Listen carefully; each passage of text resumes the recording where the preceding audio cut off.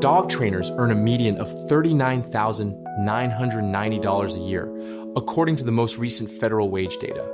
But that number has a problem. It only describes trainers who work on somebody else's payroll. And a lot of professional dog trainers don't. That is why you have probably seen 5 different answers to this question. One site says $38,750. Another says $67,000. A job posting says $14 an hour.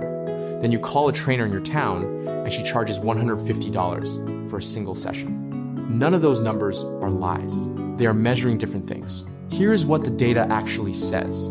The 4 ways trainers get paid, and what your first year would honestly look like. The Bureau of Labor Statistics puts the median wage for animal trainers at $39,990 a year as of May 2025. That is about $19.22 an hour. Median means the middle. Half of trainers earn more, half earn less. The spread matters more than the middle. The lowest 10% earn under $29,600. The highest 10% earn more than $75,490. For context, the median across all American jobs is about $49,500. On paper, trainers sit below the national middle. 2 things about that figure. First, the government's category is animal trainers, not just dog trainers. It includes horse trainers and marine mammal trainers. Second, and this is the important one, that survey counted 18,770 animal trainers in the entire country. 18,000. That is small because the survey asks employers about their employees. If you work for yourself, you are almost invisible to it because they are measuring different people in different ways. And some are quoting a different kind of average.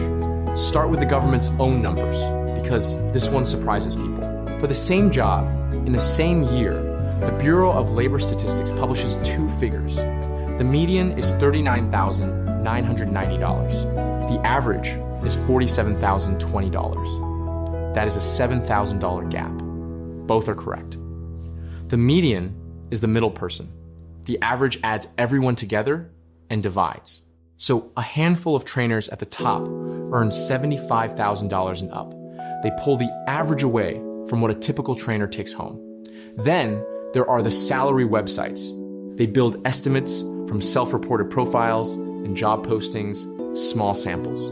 And the people who report themselves are not a random cross-section.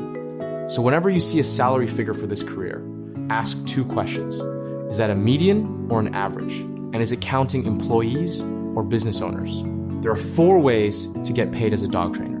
An hourly wage as an employee, per session when you work for yourself, per dog for group classes, and a flat fee for board and train. The first is a paycheck.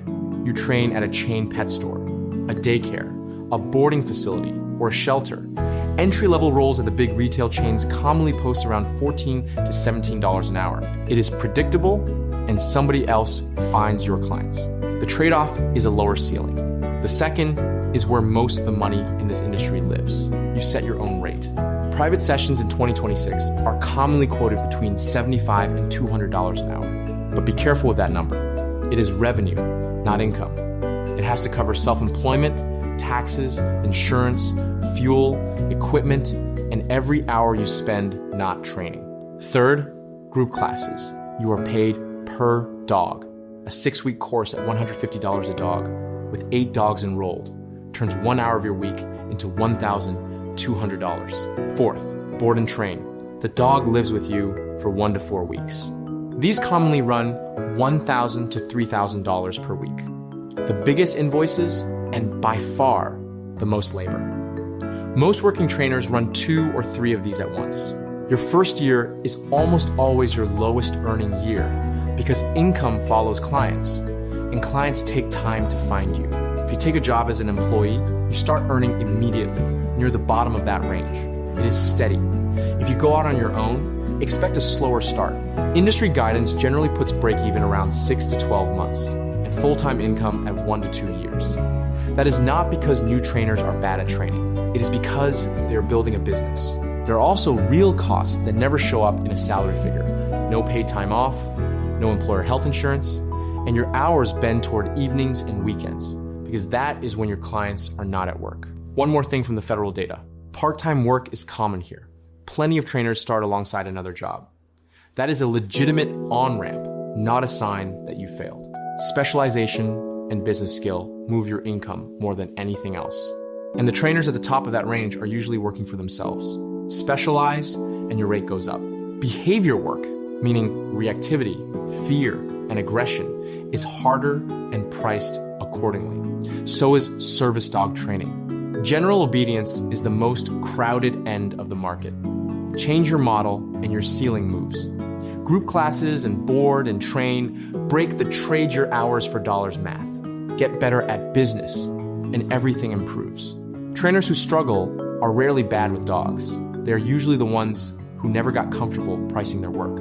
Certification helps too. Certified trainers commonly charge more than uncertified ones.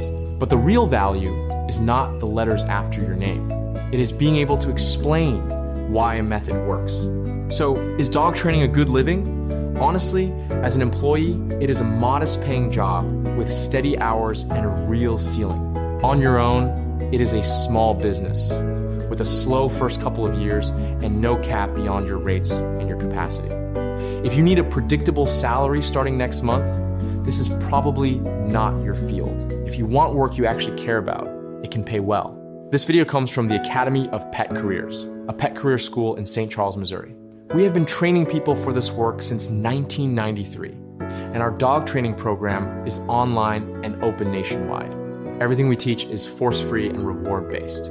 If you want to see what that training involves, the link is in the description. Learn more.